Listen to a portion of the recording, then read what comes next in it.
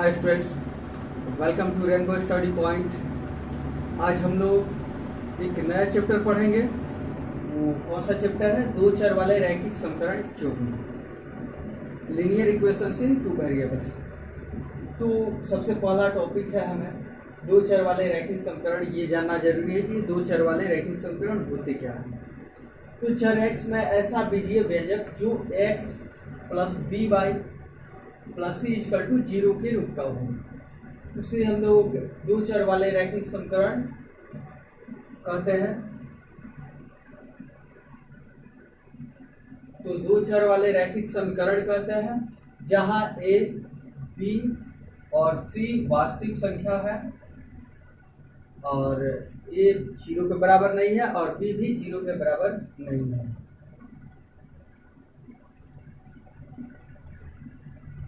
तो देखिए, अब हम लोग एग्जाम्पल के माध्यम से देखेंगे और स्पष्ट हो जाएगा। जैसे मान लीजिए 2x plus 3y plus 5 equal to 0। तो देखिए ax plus by plus c equal to 0 के रूप का जो समीकरण होता है वही दो चर वाला रैखिक समीकरण होता है। तो इस फॉर्म में है, लेकिन इसकी कुछ शर्तें हैं कि ये a यानी x का गुणांक, b यानी y का गुणांक और ये c यानी अचर पद एक वास्तविक संख्या होता है और a और b जीरो के बराबर नहीं होता है। क्यों जीरो के बराबर नहीं होता है? तो इसको देखिए, जैसे मान लीजिए 2x ना होकर के 0x हो plus 3y plus 5 equal to 0। तो 0 इंटू एक्स करेंगे तो 0, 3y प्लस 5 इक्वल टू 0। तो इसको जोड़ेंगे कितना आएगा? 3y plus 5 equal to 0। तो अब देखिए इसमें वेरिएबल्स कितना दिख रहा है? केवल एक ही वेरिएबल है y। तो ये दो चर में रैखिक समीकरण होगा ही नहीं। और यहाँ पर देख रहे हैं दो चर में रैखिक समीकरण है और रैखिक समीकरण कहने का मतलब कि चर का घात 1 होना चाहिए। जैसे यहाँ पर चर y का घात 1 है, चर x का भी घात 1 है, तो रैखिक समीकरण है। और कितने वेरिएबल्स में? 2 वेरिएबल्स में।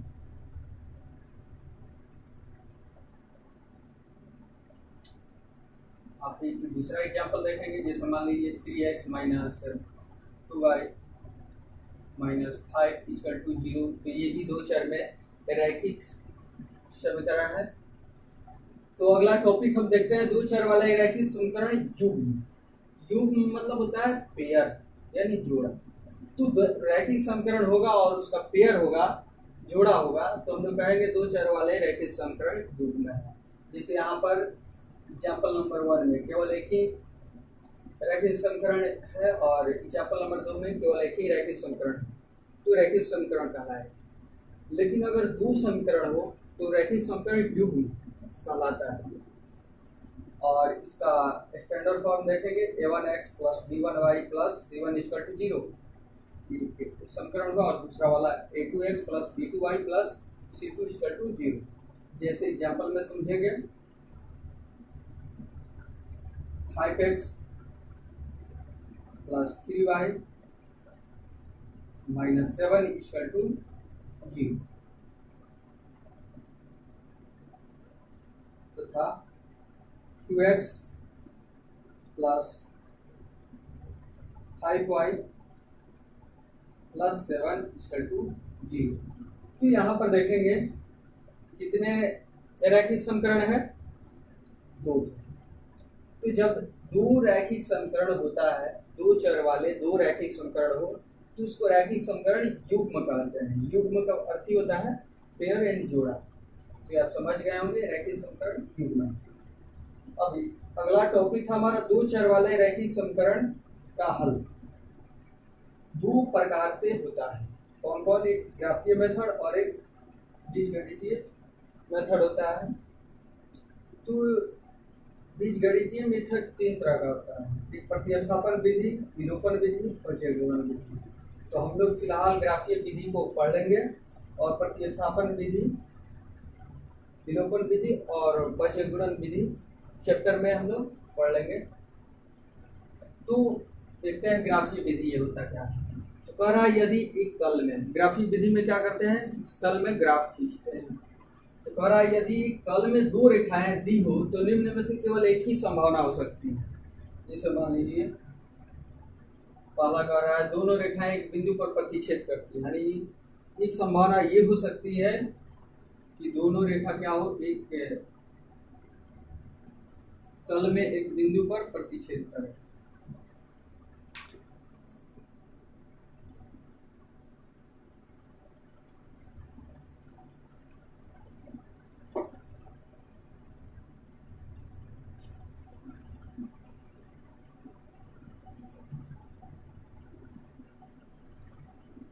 ये एक रेखा है ए बी और ये सी डी, तो दोनों बिंदु P पर एक दूसरे को प्रतिच्छेद कर रहे हैं। तो वही बता रहा है कि कोई दोनों रेखाएं एक बिंदु पर प्रतिच्छेद करती है, या दूसरी संभावना क्या बनती है, दोनों रेखाएं समांतर है।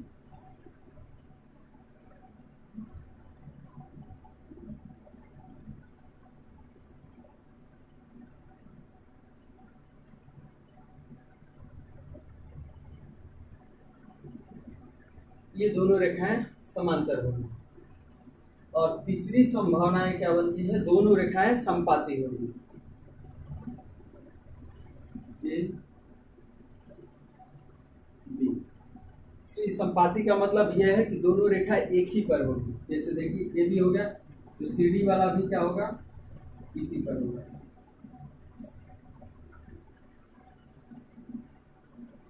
इसी रेखा पर सी डी भी होगा, तो इस समपाती रेखाएं होंगी। ये तीन तरह का कंडीशन बनता है जब एक तल में दो रेखा दी गई, इसके अलावा कोई और अदर कंडीशन नहीं बनता है। अब अगला टॉपिक है हमारा संगत रैखिक समकरण युग्म। ये क्या होता है, रैखिक समकरण युग्म का ये संगत क्या होता है। तो देखिए एक रैखिक समकरण युग्म जिसका कम से कम एक हल हो तो रैखिक समकरण का संगत युग्म कहलाता है। कोई भी रैखिक समकरण युग्म है, जैसे मान लीजिए यही रैखिक समकरण युग्म है, इसको सॉल्व करें तो इसका अगर आंसर एक आता है, केवल एक ही आंसर है, तो हम कहेंगे कि यह संगत है, संगत। और असंगत वाला देखते हैं, समकरण असंगत समकरण का युग्म। एक रैखिक समकरण युग्म जिसका कोई हल नहीं होता है, रैखिक समकरणों का असंगत युग्म कहलाता है। जैसे इसी के माध्यम से हम समझते हैं कि अगर ये इक्वेशन हो, इक्वेशन का पेयर हो और उसका कोई हल ना निकले, तो उसका क्या होगा, समकरण असंगत समकरण युग्म होगा। तो ये आप समझ गए होंगे। अब हम लोग पढ़ेंगे दो चर वाले रैखिक समकरण युग्म का बीजगणितीय एवं ग्राफीय निरूपण। तो रैखिक समकरण युग्म a1x plus b1y plus c1 equal to 0 तथा a2x plus b2y plus c2 equal to 0 दिया हुआ है। ये समकरण युग्म में दिया हुआ है। तो यदि a1 बाई a2 बराबर ना हो b1 बाई b2 तो रेखाएं क्या होगी, प्रतिच्छेदी होगी और अद्वितीय हल होगा। और जब अद्वितीय हल होगा अर्थात एक भी हल होता है तो संगत युग्म होता है। तो इसका एग्जाम्पल यहाँ पर दिया हुआ है, आप ये सारणी नोट कर लीजिएगा। जैसे 2x plus 3y plus 5 equal to 0, 3x plus 2y plus 4 equal to 0। तो हम देखते हैं a1 बाई a2 बराबर है कि नहीं b1 बाई b2 के। तो a1 by a2, a1 2 a2 3, तो a1 बाई a2 2 बाई 3 हुआ। फिर b1 3 b2 2, तो b1 बाई b2 3 बाई 2 हुआ। c1 5 और c2 4, तो 5 बाई 4 हुआ। तो ये देखिए a1 बाई a2 2 बाई 3 है और b1 बाई b2 3 बाई 2 है, तो ये बराबर नहीं है। तो a1 by a2 not equal to b1 by b2 के, तो ग्राफीय निरूपण इसका क्या होगा, इसका ग्राफ कैसा होगा, प्रतिच्छेदी रेखा होगा। यानी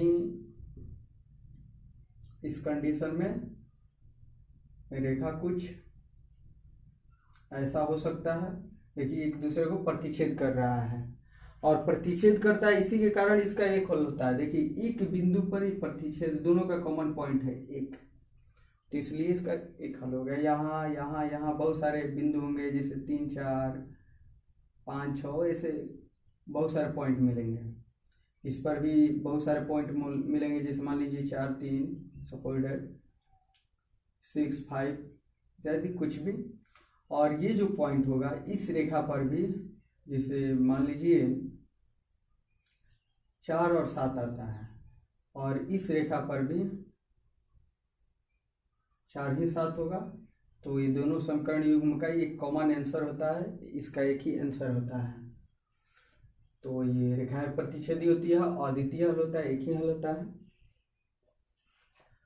अब दूसरा देखते हैं, यदि a1/a2 बराबर हो b1/b2 के और बराबर हो c1/c2 के, तो रेखाएं संपाती होगी और अपरिमित रूप से अनेक हल होंगे, अर्थात संगत युग्म होगा। जब हल होता है, या एक हल हो या एक से अधिक हल हो, तो संगत युग्म होता है, और अपरिमित रूप से इसका बहुत सारा हल होगा, रेखा संपाती होगी।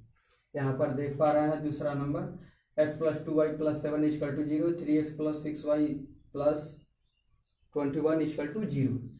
तो x का गुणांक यहाँ पर 1 है, तो 1/3 हुआ है। ये 2/6 b1/b2, तो 2 से 3 बार में कटेगा, तो 1/3 आ गया। ये भी c1/c2, तो 7/21, तो ये भी 1/3 आ गया।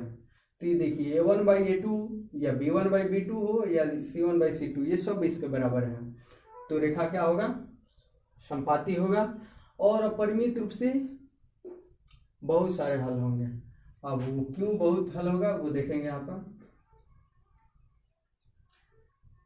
जैसे देख लीजिए, एक रेखा है ए बी, और इसी पर एक दूसरा रेखा है सी डी, तो बहुत सारे हल होंगे। जैसे मान लीजिए सी डी का ये पॉइंट है, तो ये सी डी पर भी पॉइंट है और ए बी पर भी, तो ये कॉमन पॉइंट हुआ, ये इसका आंसर। फिर ये भी पॉइंट है, ये भी पॉइंट है, इस बहुत सारे पॉइंट है, इस दोनों रेखा का कॉमन पॉइंट है, तो इसलिए बहुत सारे इसका हल होंगे, अपरिमित रूप से बहुत सारे हल होंगे।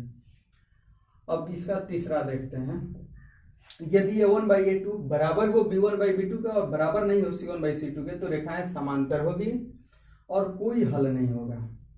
रेखा समांतर होगा और कोई हल नहीं होगा।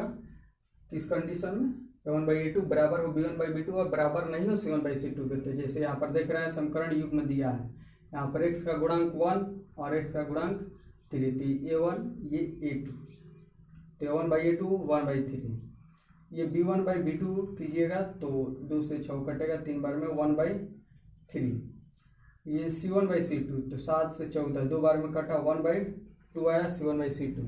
तो आप देख रहे हैं a1/a2 बराबर है b1/b2 के, लेकिन बराबर नहीं है c1/c2 के, तो रेखाएं क्या होगी, समांतर होगी और कोई हल नहीं होगा। तो ग्राफ कुछ इस ढंग का मिलेगा। अब ये कुछ अलग इक्वेशन है और ये वाला कुछ अलग इक्वेशन है, तो इसमें कुछ दोनों में कहीं भी कोई कॉमन पॉइंट नहीं होगा, चाहे जितना दूर आगे बढ़ा कर ले जाइए, इधर या इधर, कहीं भी कॉमन पॉइंट नहीं मिलेगा। तो इसलिए दोनों इक्वेशन में कोई तालमेल ही नहीं रहेगा, कोई आंसर नहीं आएगा इसका।